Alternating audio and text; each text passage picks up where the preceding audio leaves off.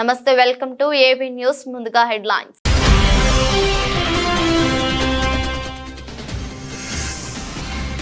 ఎన్నికల్లో ఇచ్చిన హామీ మేరకు రాష్ట్ర రైతాంగానికి రైతు భరోసా పథకాన్ని అందించే తీరుతాం స్పష్టం చేసిన ముఖ్యమంత్రి రేవంత్ రెడ్డి.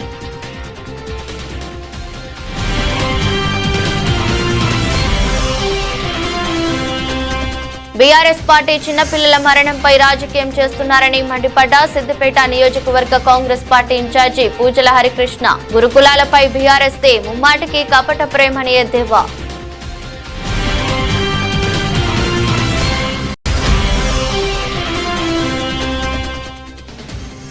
కామారెడ్డిలో కాంగ్రెస్ ప్రభుత్వంపై ఛార్జ్షీట్ను విడుదల చేసిన బీజేపీ జిల్లా అధ్యక్షురాలు. కాంగ్రెస్ ప్రభుత్వం ప్రజలను మోసం చేస్తుందని ఆరోపించిన అరుణ తార.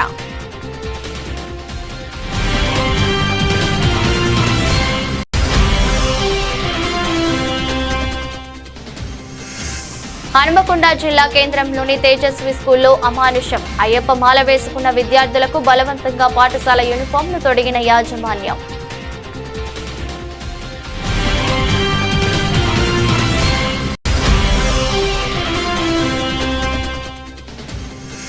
ఐక్యూలో స్టీఫెన్ హాకింగ్ ఐన్స్టైన్ మించిపోయిన 10 ఏళ్ల భారత సంతతి కుర్రాడు. ఐక్యూ టెస్ట్లో 162 స్కోరుతో ఐన్స్టైన్ ను దాటేసిన చిన్నారి.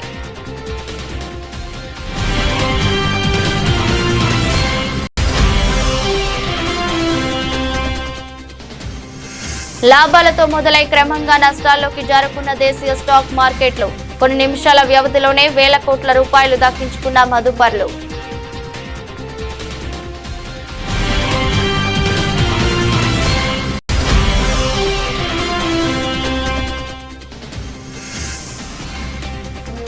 ఆసీస్ PM 11తో ప్రాక్టీస్ మ్యాచ్లో టీమిండియా విజయం. 6 వికెట్లతో టీమిండియా విన్.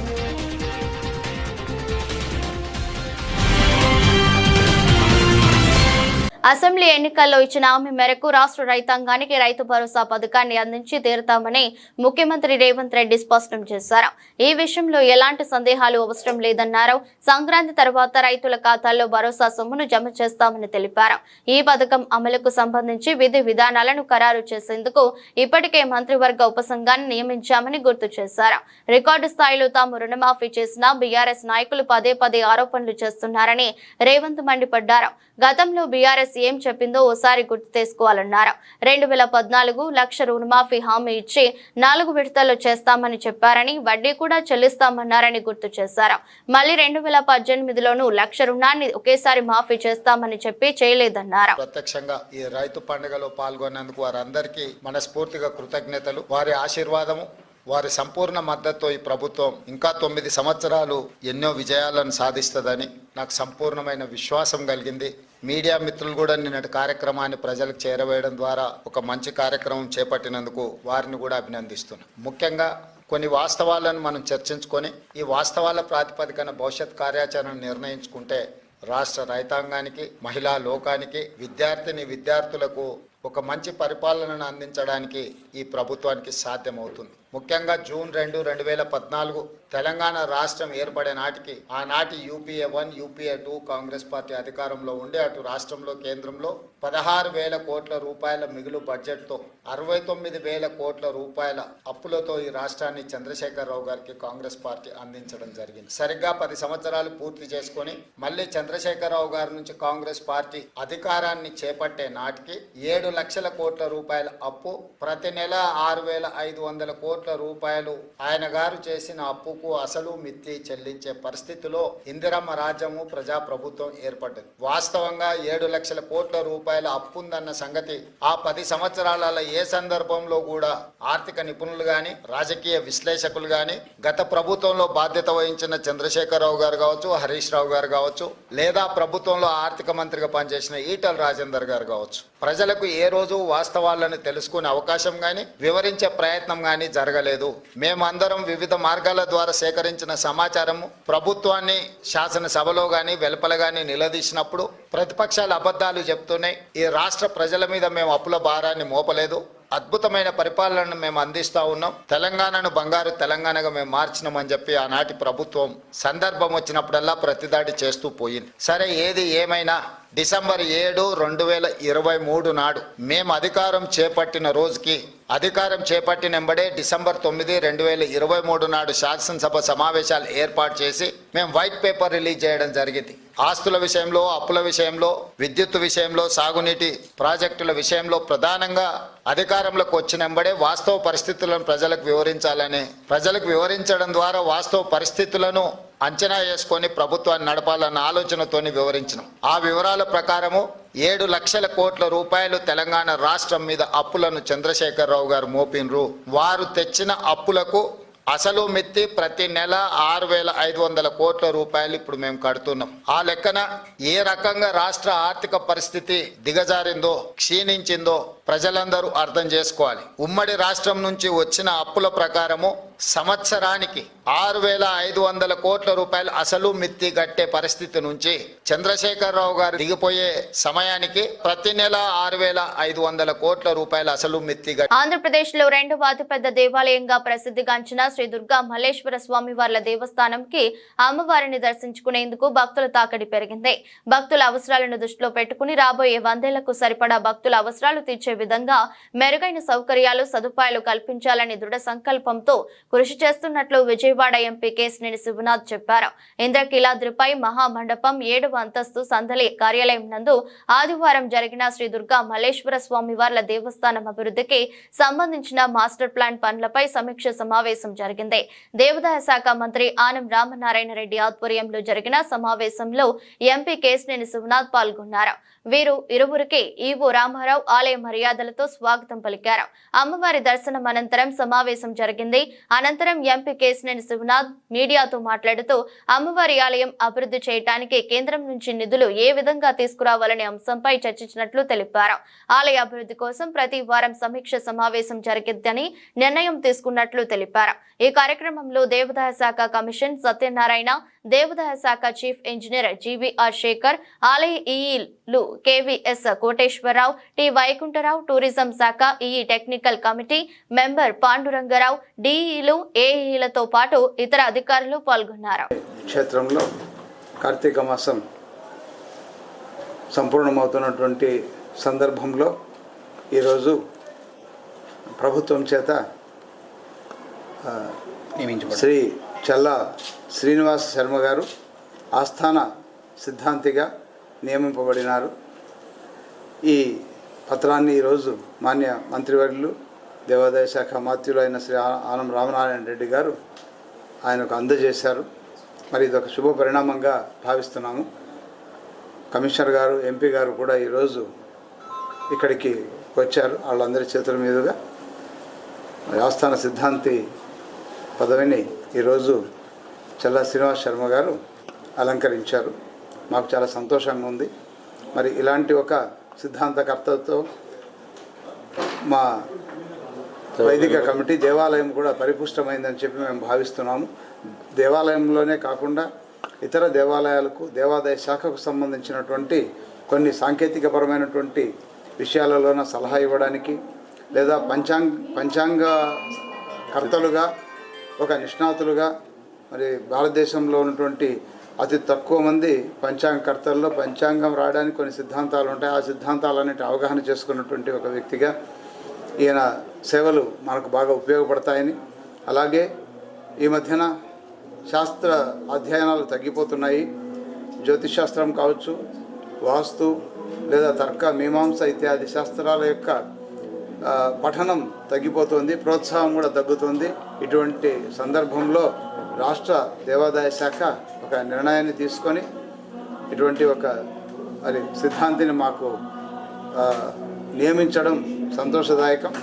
త్వరలోనే జ్యోతిష్ శాస్త్రం పైన లేదా ఇంకా ఇతర ఆయనకు ప్రవేశం ఉన్నటువంటి శాస్త్ర డబుల్ ఎడ్జ్ నైఫ్ తోనైనా జాగ్రత్తగా ఉండొచ్చు, కానీ డబుల్ టంగ్ లీడర్లతో చాలా డేంజర్ అని సీఎం రేవంత్ రెడ్డిని ఉద్దేశించి మాజీ మంత్రి సిద్దిపేట ఎమ్మెల్యే హరీష్ రావు వ్యాఖ్యానించారు.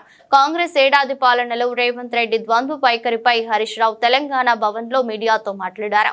ఈ నెల 7వ తారీఖున కాంగ్రెస్ ప్రభుత్వ వైఫల్యాలపై ఛార్జ్ షీట్ వేస్తాం. ఈ ఏడాది కాలంలో 2 నాల్కల ధోరణి ప్రదర్శించారు. సీఎం రేవంత్ రెడ్డి ప్రతిపక్షంలో ఒక మాట, అధికారంలోకి వచ్చాక మాట మార్చిన తీరు రేవంత్ లో కనిపిస్తుంది. సీఎం అయ్యాక కూడా ఆయన మాట మార్చిన తీరును అందరూ గమనిస్తూనే ఉన్నారని హరీష్ రావు తెలిపారు. అంటే ఉన్నట్టుగా కుల్లా ప్రజల ముందు ఆయనకు నిజస్వరూపాన్ని బయటపెట్టే ప్రయత్నం చేస్తున్నాం. ఈరోజు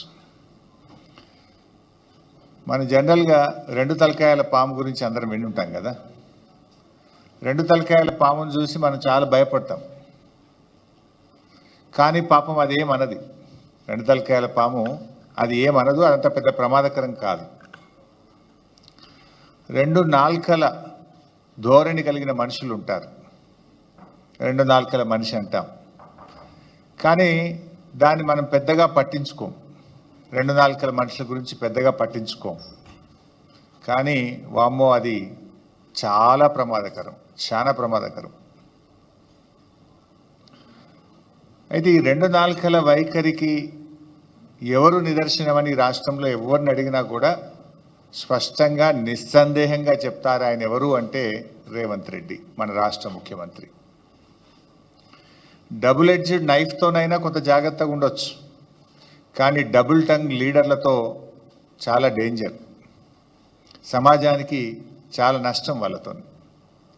డబుల్ స్టాండర్డ్స్ అంటే ఒక విషయం పైన నిన్నొక మాట మాట్లాడడం, ఈరోజు ఒక మాట మాట్లాడడం, రేపు ఒక మాట మాట్లాడడం. ఇది డబుల్ స్టాండర్డ్స్. నిన్నొక మాట, నేడొక మాట, రేపు ఒక మాట. ఇందులో రేవంత్ రెడ్డి గారు పిహెచ్డి చేసిండు. మాట మార్చడంలో, పూటకో మాట మాట్లాడడంలో పిహెచ్డి చేసిండు రేవంత్ రెడ్డి గారు. ఉల్టా ఇంకా మళ్ళీ ఆయన్నే అంటాడు, ఇంకోటి దబాయిస్తాడు. ఎవడా అన్నది, ఎవరన్నారు ఆ మాట అని ఉల్టా దబాయించి ముచ్చటగా 3వ స్టాండ్ చెప్పగలిగిన నేర్పరితనం కూడా రేవంత్ రెడ్డి గారిలో ఉంది. ఇవన్నీ నేను ఉత్తగా మాటలు చెప్తలేను, మీకు అన్నీ ఆయన నిజస్వరూపమే బయట పెడతా. వాటం తీరు మాట మార్చడం, పూటకో పార్టీ మార్చడం కూడా రేవంత్ రెడ్డికి వెన్నతో పెట్టిన విద్య. ఒక పార్టీలో ఉంటూ మరో పార్టీ అగ్రనాయకులను రాక్షసులు అంటాడు, మళ్ళీ అదే పార్టీలో చేరి దేవతలు అంటాడు. రాక్షసులు అన్న నోటితోనే దేవతలని కూడా పొగుడతాడు. సిగ్గు ఎగ్గు కానీ సంకోచం వ్యాకోచం ఏమీ లేకుండా 2 తీర్లు కూడా కంఫర్టబుల్గా నిస్సిగ్గుగా మాట్లాడే తత్వం రేవంత్ రెడ్డిది. గురుకులాలపై బీఆర్ఎస్ పార్టీది ముమ్మాటికే కపట ప్రేమ అని సిద్దిపేట నియోజకవర్గ కాంగ్రెస్ పార్టీ ఇన్ఛార్జి పూజల హరికృష్ణ ఆరోపించారు. సిద్దిపేట జిల్లా కేంద్రంలోని కాంగ్రెస్ పార్టీ కార్యాలయంలో మీడియాతో మాట్లాడుతూ బీఆర్ఎస్ పార్టీ నాయకులు అధికారం పోయిందన్న ఫ్రస్ట్రేషన్ తో ప్రజల్లోకి ఏ అంశంతో వెళ్లాలో తెలియక చిన్నపిల్లల మరణంపై రాజకీయం చేస్తున్నారని మండిపడ్డారు. వాంకిడి ఆశ్రమ పాఠశాల విద్యార్థిని శైలజ చనిపోవడం చాలా బాధాకరమని తెలిపారు. తెలంగాణ రాష్ట్రంలో గురుకుల పాఠశాల మీద బీఆర్ఎస్ పార్టీ లేనిపోని ఆరోపణలు చేస్తూ కాంగ్రెస్ పార్టీని, కాంగ్రెస్ ప్రభుత్వాన్ని విమర్శించడం చాలా సిగ్గుచేటని విమర్శిస్తా ఉన్నాను. కాంగ్రెస్ పార్టీ సిద్దిపేట తరఫున గురుకులాలపై బీఆర్ఎస్ది ముమ్మాటికి తప్పుడు ప్రచారాలు చేస్తూ సంక్షేమ హాస్టల్లో ఉండే పిల్లలపై కారు పార్టీ కపట ప్రేమ చూపిస్తూ అధికారం పోయిందన్న ఫ్రస్ట్రేషన్తో ప్రజల్లోకి ఏ అంశంతో వెళ్లాలో తెలియక గురుకుల పాఠశాలలో ఉన్న విద్యార్థులపై రాజకీయం చేస్తూ పిల్లల మరణంపై కూడా రాజకీయాలు చేస్తూ ఈ రోజు బీఆర్ఎస్ పార్టీ రాజకీయాలు చేయడం చాలా సిగ్గుచేటు. సభ్య సమాజం ఈరోజు చూస్తా ఉంది. ఆనాడు మీరు బీఆర్ఎస్ పార్టీ అధికారంలో ఉన్నప్పుడు గురుకుల పాఠశాలలో ఎలాంటి అభివృద్ధి చేసిరో, నాణ్యమైన ఫుడ్ కూడా విద్యార్థులకు అందజేయకుండా, కనీస గురుకుల పాఠశాలలో కనీస సౌకర్యాలు కూడా కల్పించకుండా మీ బీఆర్ఎస్ ప్రభుత్వం మీరు చేసిన మాటలు ఒక్కసారి మరలా గుర్తు చేసుకోండి. ఈ రోజు కేవలం రాజకీయ లబ్ధి గురించి రాజకీయ మనుగడ గురించి శవాల మీద రాజకీయాలు చేస్తూ బీఆర్ఎస్ పార్టీ ఈ రోజు తన మనుగడను కాపాడుకోవడం చేస్తున్న ప్రయత్నం ఇది. వాకిడి ఆశ్రమ పాఠశాలలో ఎవరైతే విద్యార్థిని శైలజ చనిపోవడం చాలా బాధాకరం. అలాగే ఆ మరణం పట్ల టోటల్ గా ప్రభుత్వం తరఫున చింతిస్తూ ఎవరైతే అశ్వాసత గురయ్యారో వాళ్ళను నీమ్స్ ఆసుపత్రిలో గాని కార్పొరేట్ ఆసుపత్రిలో గాని ప్రభుత్వం సొంత ఖర్చులతో వాళ్ళకు అన్ని విధాలుగా మెరుగైన వైద్యం అందించే విధంగా ఇక్కడ మంత్రి ఇన్ఛార్జ్ మంత్రి రాష్ట్ర మంత్రి అయినటువంటి కొండ సురేఖమ్మ గారు, పొన్నం ప్రభాకర్ గారు స్వయంగా మంత్రులందరూ వెళ్లేసి నీమ్స్ ఆసుపత్రుల్లో కార్పొరేట్ ఆసుపత్రుల్లో విద్యార్థులను పరామర్శించి పూర్తి చికిత్సకు అవసరమైనటువంటి ఖర్చు కూడా ప్రభుత్వమే భరించిందని నేను తెలియజేస్తా ఉన్నా. ఈ రోజు ఇంకో విషయం చెప్పాలంటే ఆర్ఎస్ ప్రవీణ్ గారి గురించి నేను మాట్లాడదలుచుకున్నా. ఆర్ఎస్ ప్రవీణ్ గారు బీఆర్ఎస్ అప్పుడు ప్రభుత్వంలో 7 ఏళ్ల పాటు సాంఘిక సంక్షేమ శాఖ గురుకులాల్లో కార్యదర్శిగా పనిచేసి బీఆర్ఎస్ నేతగా ఈరోజు కొత్తగా అవతారం ఎత్తి రాష్ట్ర ప్రభుత్వాన్ని, కాంగ్రెస్ ప్రభుత్వాన్ని, రేవంత్ రెడ్డి గారు చేస్తున్నటువంటి విద్యార్థుల పట్ల మంచి కార్యక్రమాలపై ఆర్ఎస్ ప్రవీణ్ కేవలం ఒక బీఆర్ఎస్ కార్యకర్తగా ఈ రోజు బద్నాం చేసి కుట్రలు చేసే ప్రయత్నం చేస్తా ఉన్నాడు. ప్రవీణ్ కుమార్ గారు కార్యదర్శిగా పనిచేసేటప్పుడు ఆహార పదార్థాలు బంగ్లాదేశ్ లో హిందువులపై జరుగుతున్న దాడులు, హిందువుల వ్యాపారాలపై లూటీలు, మహిళలపై అత్యాచారాలు, హత్యలు, మన దేవాలయాల విధ్వంసాన్ని ఖండిస్తూ హిందూ ఐక్యవేదిక సంగారెడ్డి జిల్లా ఆధ్వర్యంలో ఈ నెల 4వ తేదీన జిల్లా కలెక్టర్ కు వినతి పత్రం అందజేయనున్నట్లు ఐక్యవేదిక సభ్యులు శ్రీ వైకుంఠపురం ప్రధాన అర్చకులు కందాడై పరదాచార్యులు తెలిపారు. ముందుగా స్థానిక ఐబీ నుండి కలెక్టర్ వరకు కాషాయ ధ్వజాలతో పాదయాత్రగా వెళ్లి కలెక్టర్ కు వినతి పత్రం అందజేయనున్నట్లు వెల్లడించారు. ఈ కార్యక్రమంలో పెద్ద సంఖ్యలో హిందూ బంధువులందరూ పాల్గొని విజయవంతం చేయాలని పిలుపునిచ్చారు. ద్వారా హిందూ సమాజం పైన జరుగుతున్నటువంటి బంగ్లాదేశ్ లో అరాచకాలు, దానిపైన నిరసన ఉద్యమాన్ని ప్రారంభిస్తున్నాం భారతదేశంలో. ఆ 4వ తారీఖు రోజున యావత్ భారతదేశంలో అన్ని ముఖ్య కేంద్రాలలో కలెక్టర్, ఎంఆర్ఓ ఇలా అధికారులకు మెమోరాండం సమర్పించే కార్యక్రమాన్ని ఏర్పాటు చేయడం జరిగింది. కాబట్టి 4వ తారీఖు రోజున హిందూ బంధువులందరూ కూడా ఐక్య వేదిక పైన నిరసన తెలపడానికి తాండోపతాండాలుగా వచ్చి వారి అమృత వచనాలలో అద్భుతమైనటువంటి విషయాలు చెప్పడం జరిగింది. దాన్ని పాటిస్తూ ప్రతి ఒక్కరూ ఏకమై ఒకటై హిందూ సమాజాన్ని బలోపేతం చేద్దామని మీ అందరికీ తెలియజేస్తున్నాం. భారతీయులందరూ, ప్రత్యేకించి హిందువులందరూ ఏకమయ్యేటువంటి ఒక తరుణాన్ని ప్రపంచం అంతా కోరుకుంటున్నటువంటి సందర్భం ఇది. ప్రస్తుతం బంగ్లాదేశ్లో జరుగుతున్నటువంటి హిందువుల పైన దాడి, అట్లాగే యతులుగా, సన్యాసులుగా లోకోద్ధారణ చేయాలి అనేటువంటి సంకల్పంతో హితకారులుగా ఉంటూ స్వస్తి ప్రజాభ్య పరిపాలయంతాం న్యాయేన మార్గేణ మహిమహీషాహ అని లోకమంతా బాగుండాలి అని కోరుకునేటువంటి యతీశ్వరులను కూడా వదిలిపెట్టకుండా ఆ దేశంలో ఓ అరాచకాన్ని మనం ప్రత్యక్షంగా చూస్తూ ఉన్నాం. ఈ అరాచకం తగ్గాలి అంటే హిందువులందరూ ఏకం కావాల్సినటువంటి తరుణం ఇది. ప్రపంచవ్యాప్తంగా ఉండేటువంటి హిందువులందరూ కూడా హిందూ ఐక్య వేదిక ద్వారా ఒకటవుతూ 4వ తారీఖున జరిగేటువంటి నిరసన యాత్ర, నిరసన ర్యాలీలో అందరూ పాల్గొనవలసిందిగా మీ అందరికి కూడా ఆహ్వానం పలుకుతూ ఉన్నాం, పిలుపునిస్తున్నాం. ఏ పార్టీకో, ఏ కులానికో సంబంధం లేకుండా హిందువుగా పుట్టినటువంటి ప్రతి వాళ్ళు ఈ నిరసన యాత్రలో పాల్గొంటూ మన నిరసనను ప్రపంచానికి తెలపాల్సినటువంటి సమయం ఇది.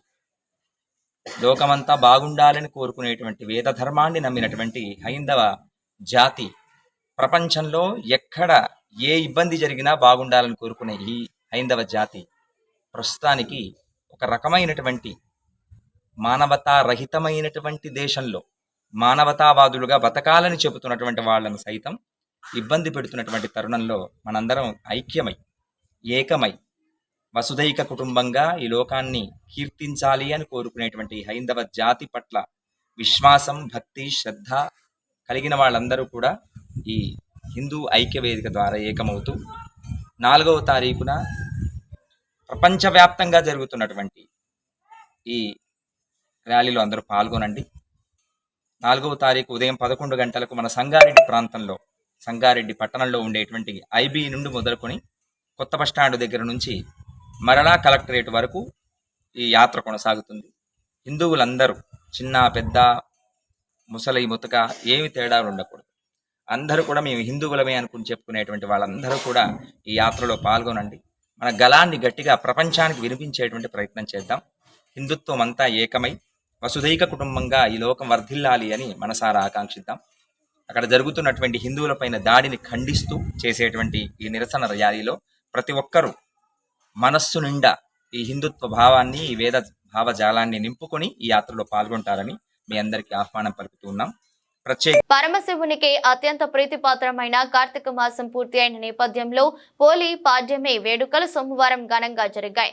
పోలి పాడ్యమిని పురస్కరించుకుని కృష్ణా తీరాన భక్తులు పెద్ద ఎత్తున పుణ్యస్నానాలు ఆచరించడంతో పాటు భక్తి శ్రద్ధలతో కార్తీక దీపాలను నదిలో విడిచిపెడుతున్నారు.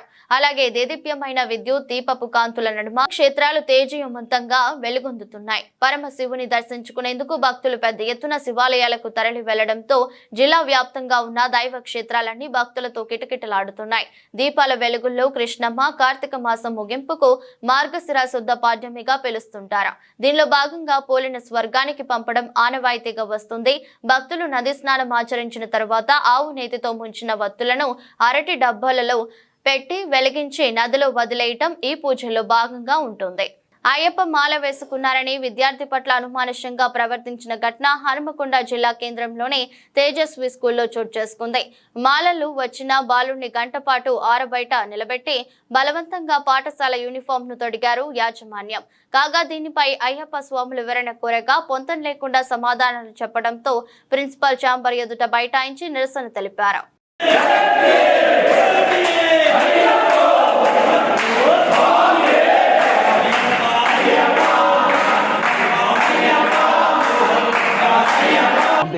ఎంతమంది వచ్చి మాట్లాడడం అయ్యప్పల మధ్య స్వామి దాసరం మీద కట్టాలి మీరు మీ అయ్యప్పల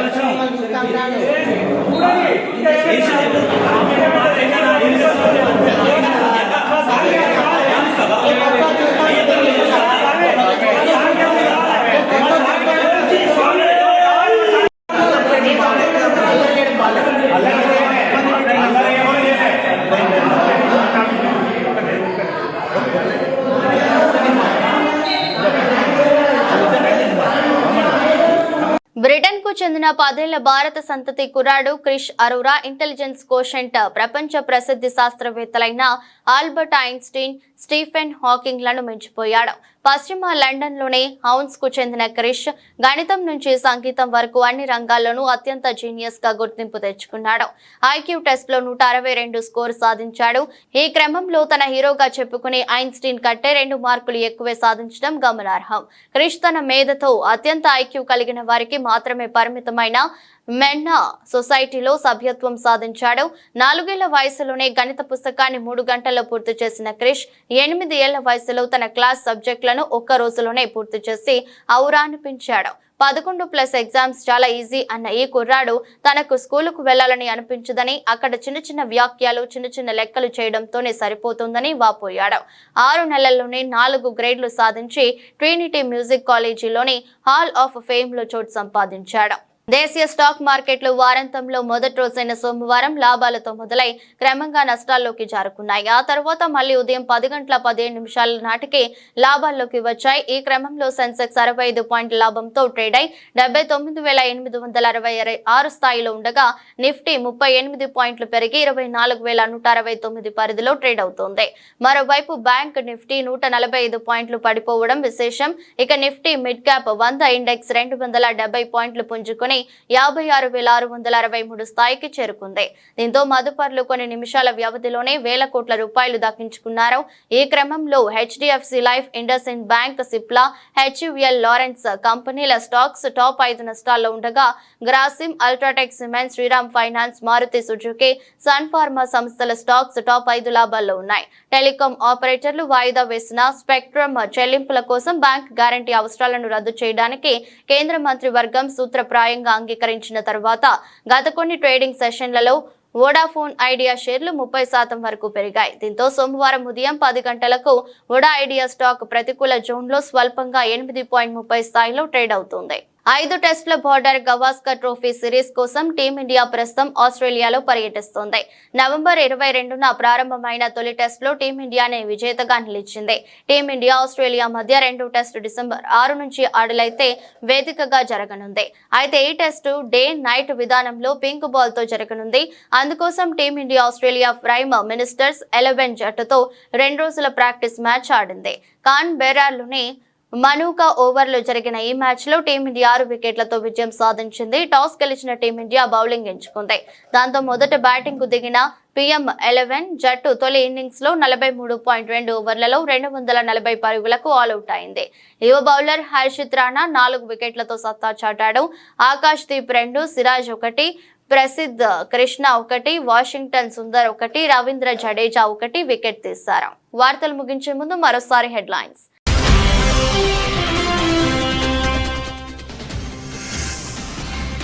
ఎన్నికల్లో ఇచ్చిన హామీ మేరకు రాష్ట్ర రైతాంగానికి రైతు భరోసా పథకాన్ని అందించి తీరుతాం స్పష్టం చేసిన ముఖ్యమంత్రి రేవంత్ రెడ్డి.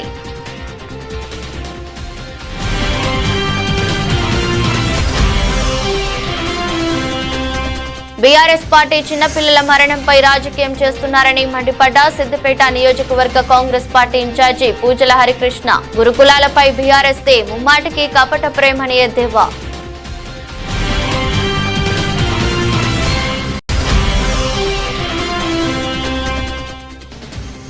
కామారెడ్డిలో కాంగ్రెస్ ప్రభుత్వంపై ఛార్జ్షీట్ను విడుదల చేసిన బీజేపీ జిల్లా అధ్యక్షురాలు. కాంగ్రెస్ ప్రభుత్వం ప్రజలను మోసం చేస్తుందని ఆరోపించిన అరుణ తార.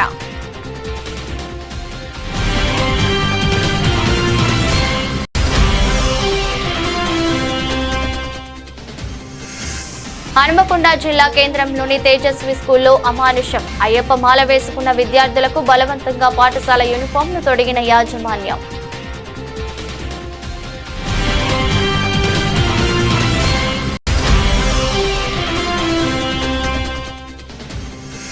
ఐక్యూలో స్టీఫెన్ హాకింగ్, ఐన్స్టైన్ మించిపోయిన 10 ఏళ్ల భారత సంతతి కుర్రాడు. ఐక్యూ టెస్ట్లో 162 స్కోరుతో ఐన్స్టైన్ ను దాటేసిన చిన్నారి.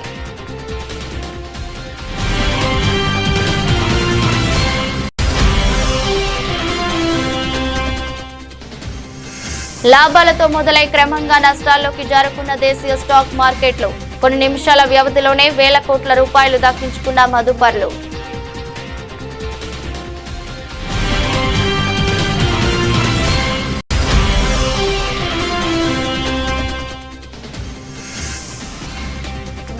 ఆసీస్ PM11 తో ప్రాక్టీస్ మ్యాచ్ లో టీమిండియా విజయం. 6 వికెట్లతో టీమిండియా విన్.